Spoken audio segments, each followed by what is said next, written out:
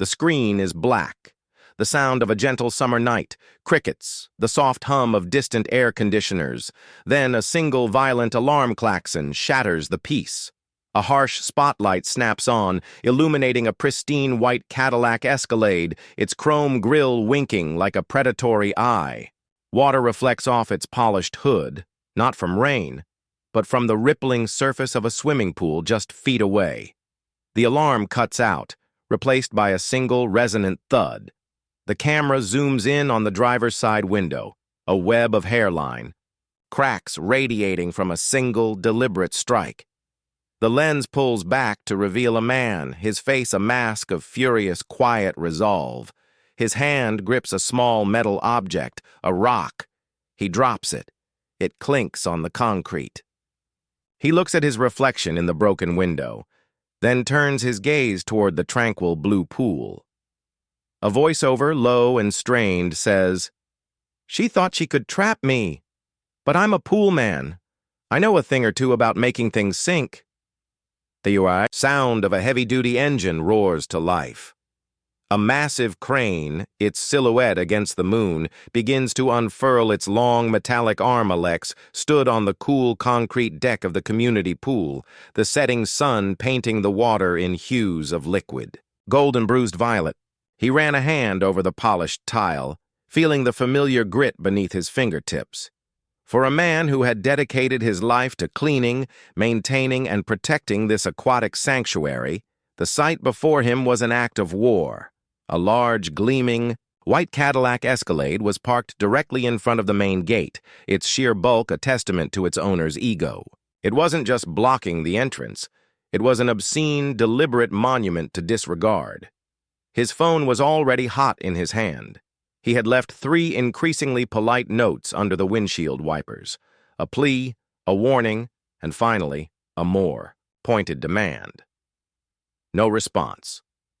The Escalade, with its tinted windows and the smug vanity plate reading Karen S., remained a silent, unmoving blockade.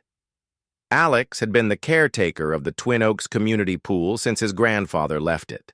To him 2 years ago, it wasn't just a job, it was a legacy.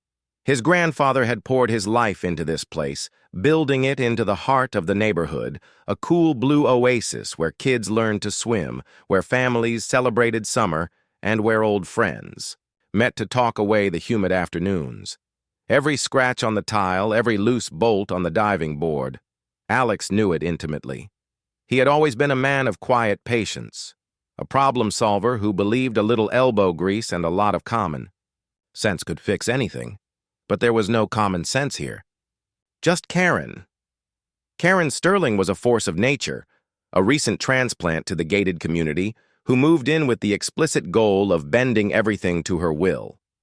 Her first order of business had been to complain about the pool's operating hours, its lack of cabanas, and the noise from the children's laughter she considered a nuisance. Alex had tried to be diplomatic, explaining the community bylaws and the long-standing traditions. His efforts were met with a dismissive wave of her perfectly manicured hand and a patronizing smile that promised retribution. She had found a loophole in the bylaws regarding parking, and this was her declaration of victory. The clock on his phone read 5:45 p.m. In 15 minutes, the gate was supposed to open for the annual Dolphins swim team practice, a critical session before the regional championships. Kids who had been training all year, some of them traveling from outside the community for this practice, were counting on him. This wasn't about him anymore. It was about them.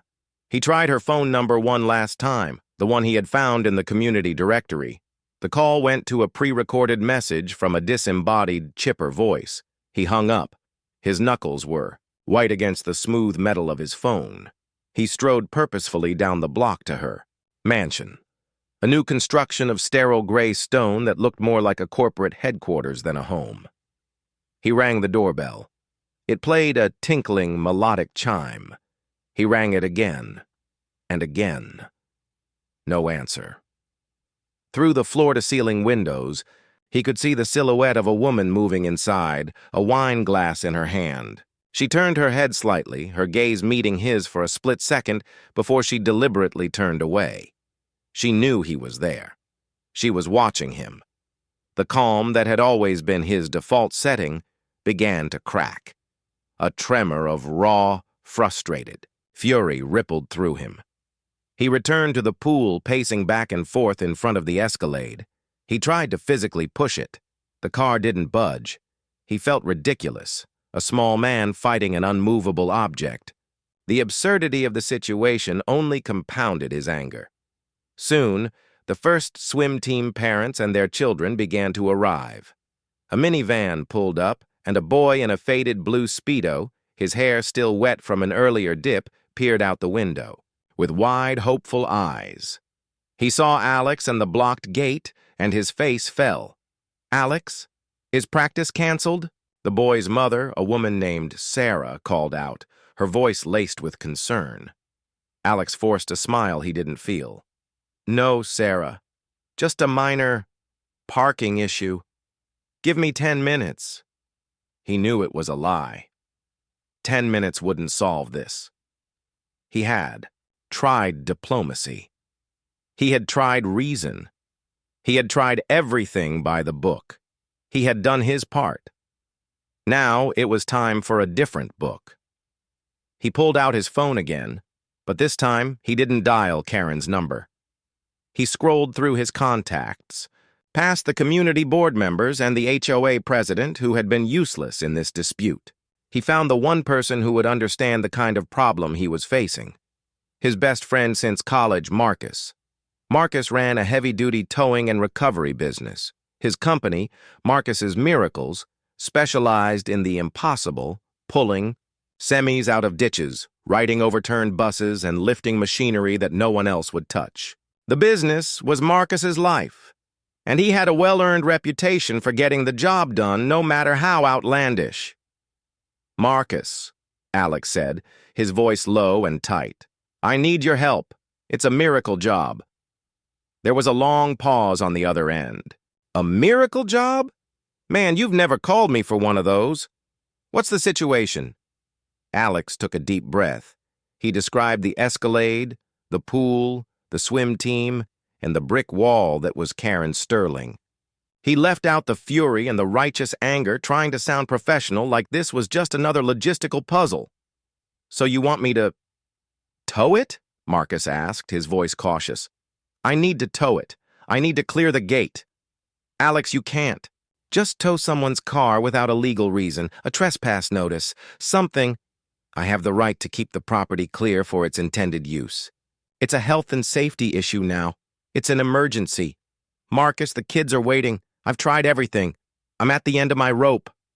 Alex's voice cracked with the last words. "All right, man. All right, send me the address. I'm on my way." Alex hung up, a cold knot of dread and determination tightening in his stomach.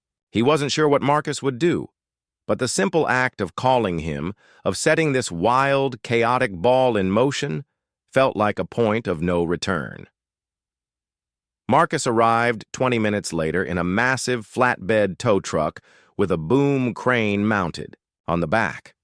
It was a recovery vehicle, not a standard tow truck, the kind of rig you use to lift a fallen tree or a small building. Marcus, a mountain of a man with a soft-spoken demeanor, hopped out of the cab and took one look at the Escalade. "She really did it," he said, shaking his head. "Just parked it." "She's not just parked, Marcus," Alex said, his voice a low growl. "She's making a point." Marcus's eyes narrowed. "What do you want to do, Alex? A standard tow won't work. The lot is too tight, and there's no way to hook a truck up to it without a lot of maneuvering and potential damage." Alex looked from the car to the pool. He had always taken pride in the pool's crystal-clear water, the way the light danced on the surface. He looked at the deep end, 25 feet deep in the center, and the thought, a wild, insane spark, took hold. It was the solution to all his problems. The only solution that truly fit the problem. "I don't want to move it, Marcus," Alex said, the words coming out in a rush, a dam breaking. "I want to put it in the pool." Marcus stared at him for a long, quiet moment. He looked from Alex's face to the Escalade, and then to the deep blue of the pool. A slow, incredulous laugh built in his chest. "You're serious," he said, the humor draining from his voice.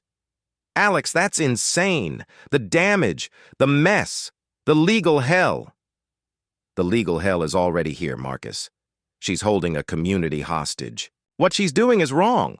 What I'm proposing is unconventional justice." Alex gestured to the gathering crowd of parents and kids, their faces filled with confusion and frustration. "The kids need to practice. This is their last shot at the regional championships. I'm not going to let her win. This is the only way." Marcus, a man who saw the world in terms of lift capacities and tensile strengths, sighed. "A recovery rig? Like this one. It's a 100-ton crane. It could lift that thing like it's a toy. The pool deck is concrete, but it's not rated for that kind of load. The pressure? It could crack the whole deck. It's reinforced concrete.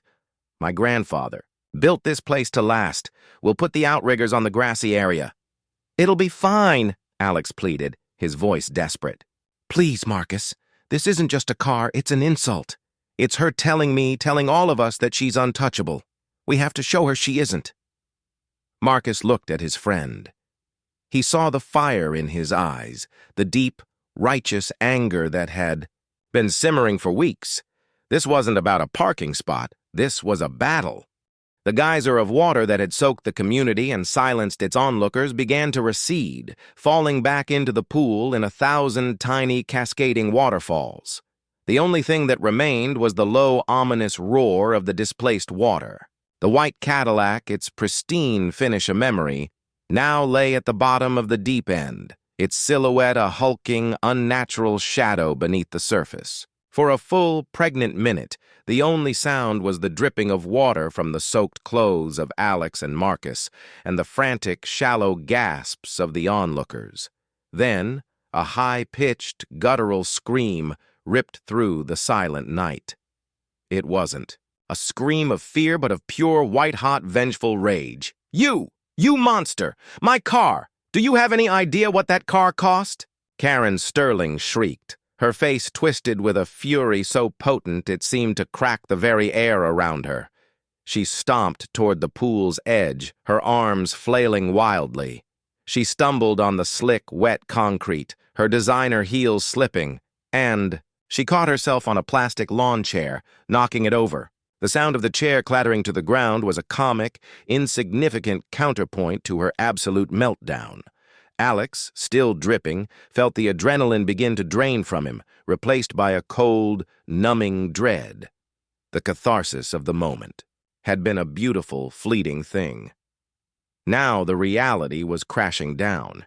He had just destroyed a $250,000 vehicle, publicly, in front of witnesses. Marcus, his face grim, grabbed Alex's arm. "Alex, we gotta go, now, before the cops get here." "I'm not running, Marcus. I did this. I'll own it." Alex pulled his arm free, his gaze locked on Karen. She was a different person now. The smug patrician mask was gone, replaced by an ugly, unfiltered hatred. "I'll have you in jail for the rest of your pathetic little life," she spat, her voice raw. "This is a felony, grand theft auto, destruction of property. I'll sue you for every penny you and your little community have. I'll see this place condemned." Her threats weren't empty words. Alex knew it. He had taken on an adversary who operated on a different plane of existence, a world where money and influence could buy absolution and ruin. Just as the first neighbor, a timid man named Frank, took a tentative step forward to say something, a new sound cut through the tense quiet. The distant, high-pitched wail of police sirens. They grew closer, a rising tide of red and blue light painting the tops of the trees. The crowd of neighbors, which had been silent witnesses, began to murmur. Some shuffled backward, not wanting to be involved. Others, parents whose kids had been denied their practice, stepped forward in a show of silent solidarity. Sarah, the swim team mother, gave Alex a small, defiant nod, a gesture that was both a thank you and a warning. Two patrol cars skidded to a stop on the street. The flashing lights cast a surreal, strobing glow over the entire scene: the towering crane, the sunken car, the dripping men, and the hysterical woman. Two officers, a young, earnest-looking rookie and an older, world-weary veteran, got out of their cars. Their eyes widened as they took in the spectacle. The veteran officer, a man with a graying mustache and a face that had seen it all, walked slowly toward the pool, his gaze moving from the submerged SUV to the large crane. He stopped, looking down at the broken glass on the concrete where the window had been shattered. "Ma'am, what seems to be the problem?" the rookie asked Karen, who was now weeping, her shoulders shaking with histrionic sobs. "They destroyed my car. He destroyed my car," she wailed, pointing a trembling finger at Alex. "Is that your vehicle in the pool?" The veteran officer asked, his voice low and devoid of emotion. "Yes, it's my car, my Escalade. He towed it in there. With that contraption," she shrieked, pointing at the crane. The officer's eyes finally landed on Alex and Marcus. "You two, you're responsible for this?" Alex straightened his shoulders, his voice steady despite the tremor in his hands. "Yes, officer, I am. The vehicle was illegally blocking the community pool entrance, preventing the scheduled swim team practice. I made multiple attempts to contact the owner with no success." "Illegally parked?" the rookie scoffed. "So you towed it into a pool?" It was the only viable option to remove it, and it was a necessary action to protect community access. Alex knew how insane that sounded. He was using legalese to justify a psychotic act. Karen's theatrical sobs stopped abruptly. Her eyes, still red-rimmed, narrowed in a viper-like stare. "That's a lie. It was an act of premeditated vandalism. He broke my window. He broke into my car. I'm pressing full charges. I want him arrested for attempted murder of my property." The veteran officer raised a hand to quiet her. "Ma'am, please calm down. We'll get to the bottom of this." He looked from Alex to the submerged car. "So, you towed it. And what's the plan now? Just leave it there?" "I'm going to have it pulled out," Marcus interjected, his voice surprisingly calm. "But this is a major recovery operation. It's going to take a specialized crew and a lot of planning. The car's full of water. It's a dead weight now." "I don't care what it takes," Karen screamed, her voice gaining a renewed, piercing quality. "I want it out now. And I want him paying for every single cent of the damage and the mental anguish. I have a recording on my phone of him smashing my window. I knew this kind of hooliganism would be a problem in this neighborhood." Alex felt a cold wave of shock. A recording. Of course she did. She had been watching him the whole time. The veteran officer, however, looked past Karen's ranting and focused on the car. "A vehicle of this size submerged in water? We're going to need to bring a dive team in to secure it before it can be lifted. And we need to inspect the vehicle for any hazards or other concerns." The officer's gaze was hard and unwavering as he spoke to Karen. "Ma'am, as part of our investigation, we will have to secure the vehicle and its contents. Nothing can be touched until we have the full picture." Karen started to protest, but the officer's stare cut her off. The fire in her eyes for the briefest moment seemed to falter, a flash of something else, not just anger, but a flicker of panic. It was a subtle shift, but Alex saw it. He had gone too far, but in doing so, he had exposed something deeper. The dive team arrived 45 minutes later, their sleek black van pulling up beside the police cruisers. Under the powerful portable floodlights, the scene looked more like a crime scene than a community pool. As the divers, looking like strange aquatic spacemen, prepared to enter the water, the veteran officer had one more question for Karen. "Ma'am, do you know what's in the vehicle? Anything we need to be aware of?" Karen's face, which had been contorted in rage and a sense of impending victory, suddenly went pale. She looked from the divers to the officer, her eyes darting nervously. No, nothing. Just my purse. I left it on the passenger seat, that's all. You don't need to go in there. Her voice was high and thin. The veteran officer, his instincts, honed by decades on the force, noticed the shift. He smiled a small, almost imperceptible smile. Standard procedure, ma'am. A vehicle of this value, involved in a dispute like this. We need to document everything, and we need to make sure there are no other hazards. A diver with a powerful handheld lamp slid into the murky water. The beam cut through the dark, green-tinged depths, illuminating the ghostly shape of the Escalade. He swam to the passenger side, his gloved hand reaching for the broken window. The camera flash on his helmet flickered as he documented the interior. He surfaced, pushing a watertight pouch into the officer's hand. Found it on the passenger floor. The diver's voice was muffled but clear. It wasn't a purse, it was a briefcase. Locked. The words hung in the air. Karen's face went from pale to a ghastly shade of white. Her eyes were no longer filled with fury, but with a naked, frantic terror. Alex looked from the briefcase to her face, a new, chilling realization dawning on him. She wasn't just angry about her car. She was angry about what was in the car. And whatever it was important enough to risk everything to keep hidden. He had not just ruined her vehicle. He had accidentally exposed a secret that was far, far worse. The briefcase, slick with pool water and still dripping, felt like a ticking bomb in the veteran officer's hands. He held it up, the beam from the floodlight glinting off its polished leather surface. The small, frantic panic that had flickered on Karen's face had now blossomed into a full-blown, undeniable terror. "Give me that!" she shrieked, lunging forward. "That's my private property! You have no right!" The rookie officer instinctively moved to block her. "Ma'am, you need to step back. This is an active investigation." "Don't you dare!" Karen hissed, her voice a low, strangled whisper. Her eyes, wide and manic, darted from the briefcase to the officer's face, 1,000 desperate calculations racing behind them. "This is a violation of my rights. I will have every single one of you fired. I'll buy this entire police precinct and have you all sweeping floors in the morning." The veteran officer, unmoved by her threats, simply looked down at the briefcase. "It's locked, ma'am. We'll need the combination." "I don't have it. I don't know it," she lied, her voice cracking.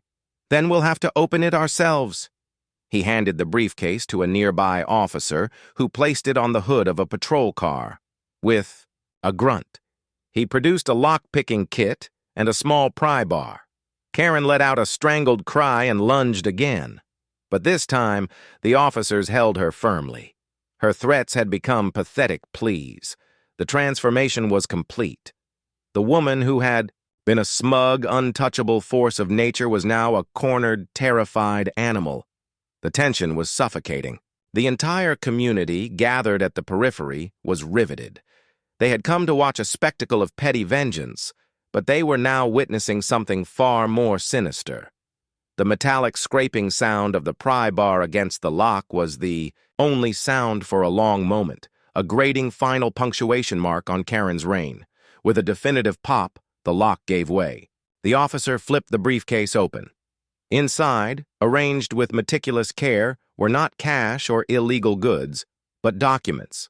A thick manila folder, several legal-sized blueprints, and a stack of crisp, official-looking letters. The officer, with practiced efficiency, removed the folder and held it up, his gaze scanning the top document.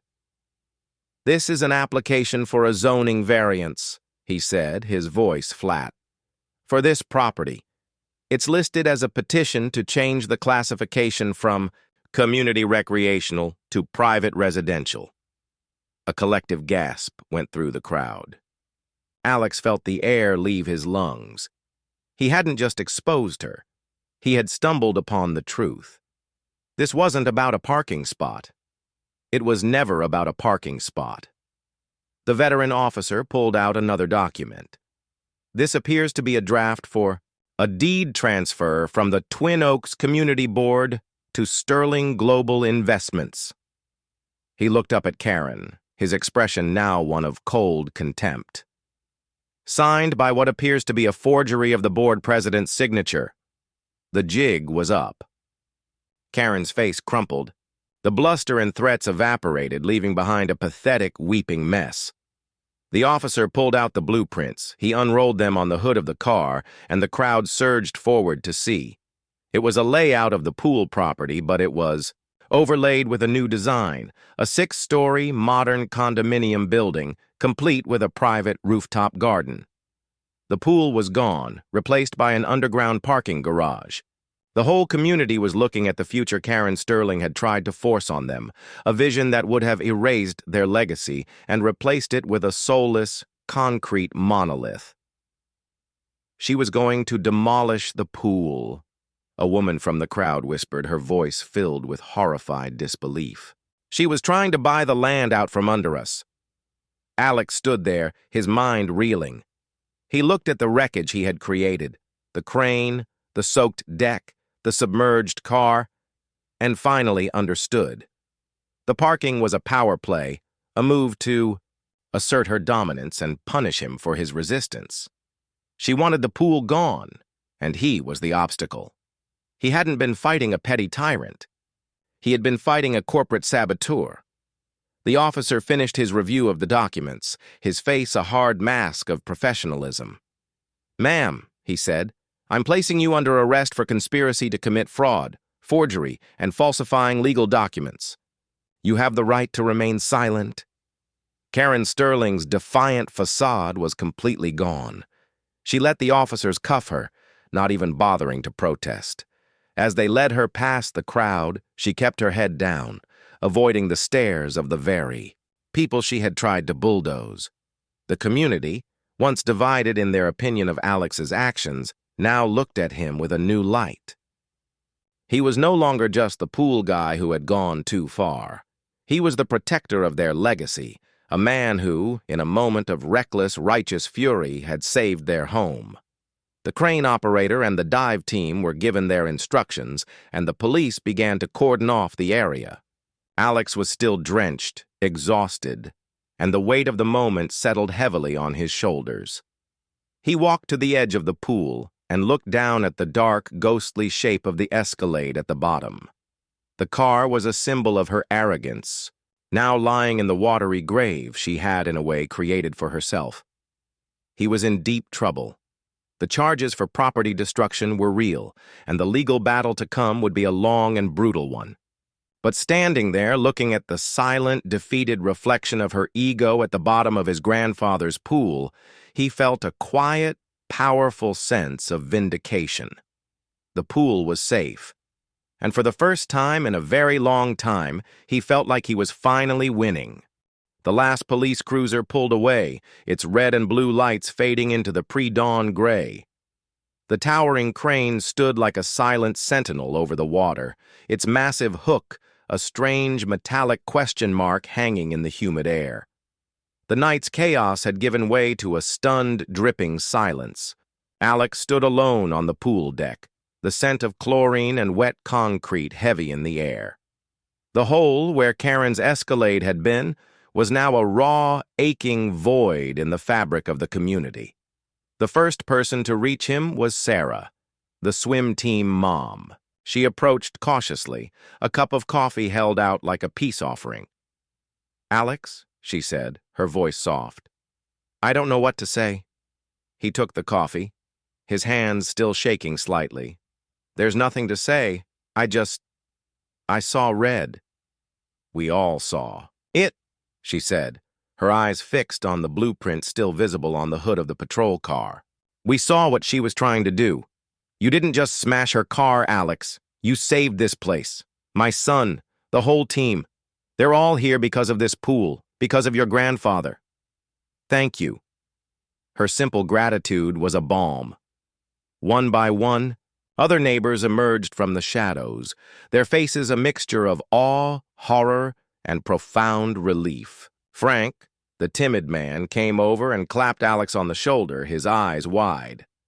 A half-dozen swim team parents surrounded him, offering quiet words of support, a few even handing him business cards from lawyers they knew. The community, once a collection of disparate neighbors, had been forged into a unified front by the shared threat and Alex's reckless, violent act of defense. But the real world, the one with laws and consequences, wasn't far behind. Later that morning, as the sun began to bake the wet concrete dry, Alex and Marcus sat in the sparse, quiet office of a pro bono lawyer named David Chen. Chen, a sharp, no-nonsense man with a stack of cases on his desk and a weary expression, listened to Alex's story with a mixture of professional skepticism and genuine fascination. "So, you used a 100-ton recovery crane to drop a car into a pool," Chen said, his voice flat. "This isn't a parking ticket, Alex. This is grand theft auto, reckless endangerment, destruction of property, and illegal operation of heavy machinery. The DA is going to have a field day with this." Marcus shifted uncomfortably in his seat. "It wasn't theft, we just moved it. And it was a necessary action to remove an obstruction to public property." Chen held up a hand. "I understand the optics, the hero narrative. But legally, it's a mess." However, he leaned forward, his gaze fixed on Alex. "The evidence of her conspiracy is a game changer. It shifts the entire context of your actions. We can argue this was a last resort, an act of duress in the face of a larger criminal conspiracy. It was an overreaction, but it was to stop a crime in progress. Your act, reckless as it was, exposed a felony." The relief that washed over Alex was immense, but it was also laced with the cold reality of the fight to come. He was a hero in the eyes of his neighbors, but in the eyes of the law, he was still a criminal. The following day, the media descended on the Twin Oaks community. Television news vans lined the street, and reporters, their microphones pointed at the pool, delivered breathless reports about the great escalade of Twin Oaks. The image of the sunken car at the bottom of the pool was broadcast across the city, turning Alex into a local legend. The notoriety was both a blessing and a curse. It brought public support and outrage against Karen Sterling, but it also painted a clear target on Alex's back. The recovery operation was a public spectacle. Marcus brought in a full team. They drained the pool halfway, and with cameras rolling and neighbors watching, they attached thick chains and cables to the sunken wreck. The crane, a character in its own right now, groaned under the immense weight. The car, bloated with water, was a dead weight. When it finally emerged from the water, it was a mangled, unrecognizable husk, its once pristine white exterior now a rust-streaked, dented mess. The sight of it was a brutal, physical manifestation of the night's chaos and the ultimate price of Alex's revenge. The community, having seen the entire story unfold, started a legal defense fund for Alex. Donations poured in, a tangible show of support that humbled and overwhelmed him. He had protected their community, and now they were protecting him. But Karen Sterling was not a woman to be defeated by public opinion. Even from behind the walls of a jail cell, she was a threat. With her vast resources, she secured an immediate bail hearing and hired a formidable legal team, the kind of lawyers who dealt in corporate law and high-stakes white-collar crime. She was not only fighting the conspiracy charges, but she was launching a counterattack. 3 days after her arrest, as Alex was meticulously cleaning the pool, a process that felt both like a punishment and a penance, a woman in a perfectly tailored suit approached him. She didn't announce herself or introduce herself. She simply handed him a thick stack of papers. "Mr. Mason," she said, her voice crisp and devoid of emotion, "you've been served. This is a civil lawsuit from my client, Karen Sterling, for emotional distress, punitive damages, and property loss totaling $5 million. Alex felt the world tilt on its axis. He looked at the legal documents, the astronomical number a cold shock to his system. $5 million. It wasn't just a legal battle anymore. It was a war. The pool, his home, his grandfather's legacy, all of it was now on the line. He had won the first round, but the true fight, the long, brutal war to save his life and everything he held dear, was only just beginning. The $5 million lawsuit was a guillotine hanging over Alex's head. It changed everything. His newfound status as a local hero was a shield, but it was a fragile one. The legal papers felt heavier than a 100-ton crane, threatening to crush not just his life savings, but the very legacy his grandfather had built. The courtroom was a sterile, unforgiving arena. Karen, out on bail and flanked by a team of high-priced lawyers, sat across from him. Her face was a mask of cold fury, her eyes holding the same unblinking malice he had seen the moment the Escalade hit the water. Her lawyers painted Alex as an unhinged vigilante, a dangerous menace who, driven by a petty grievance, had destroyed private property in an act of premeditated violence. They had the video from her phone, the one she'd used to document his hooliganism, a slick, incriminating piece of evidence that made his actions look inexcusable. David Chen, Alex's lawyer, fought valiantly. He used the evidence from the briefcase to establish Karen's criminal intent, arguing that Alex's actions, while extreme, were the only way to expose a conspiracy that would have harmed the entire community. The judge, however, seemed to view it as two wrongs making a very messy right. The civil case against Alex seemed to be gaining momentum. Then came the day of the final hearing. Karen's lawyers had a secret weapon.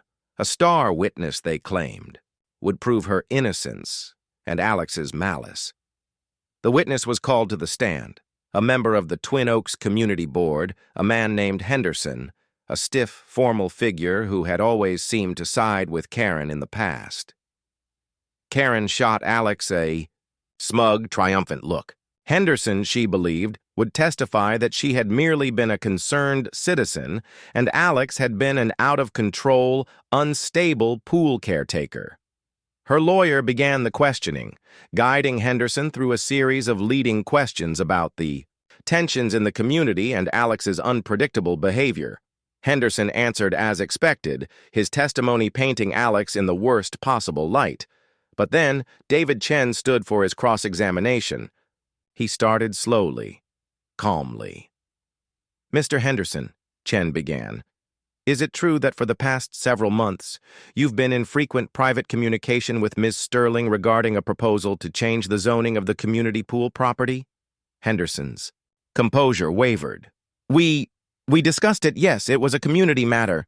"And were you aware," Chen continued, his voice now gaining a sharp edge, "that Ms. Sterling was planning to propose this change to the community board without a public hearing, using forged signatures from other board members?" Henderson paled. I was not." "You were not?" Chen shot back, pulling a document from a folder. "Because a text message found on Ms. Sterling's phone from you reads, and I quote, 'The forgery is complete. The board is too distracted to notice. We have the votes to push this through.'" "Are you disputing this is your message, Mr. Henderson?" The courtroom went silent. The smug look on Karen's face dissolved into pure, horrified rage as she realized Henderson had betrayed her.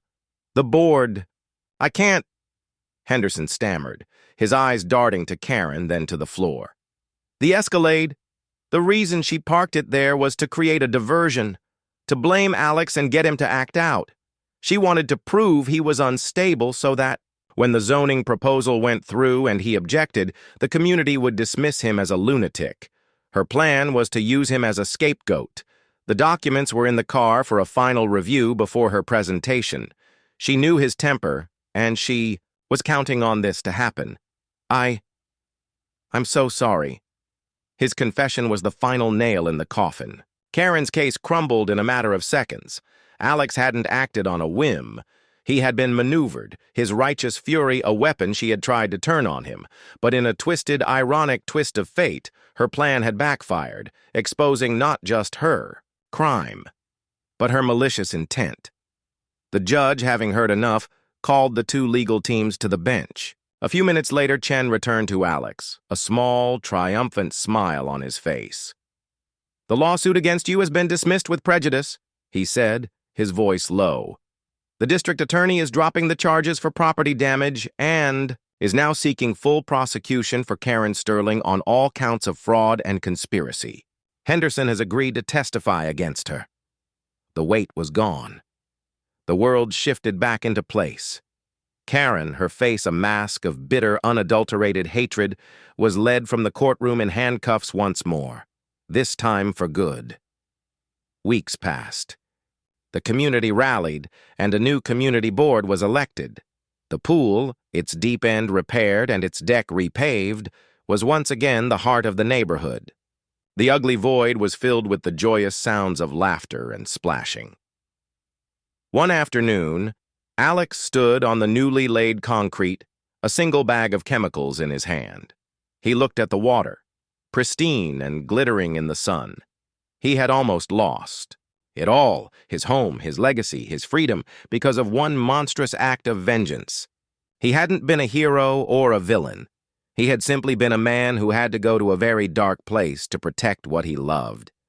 As a little girl, no older than 4, took her first swimming lesson with a new coach, her tiny body held afloat by a brightly colored noodle, Alex smiled. He watched her kick her little feet, the water churning around her. The pool was safe. The legacy was secure. He had no regrets, not a single one.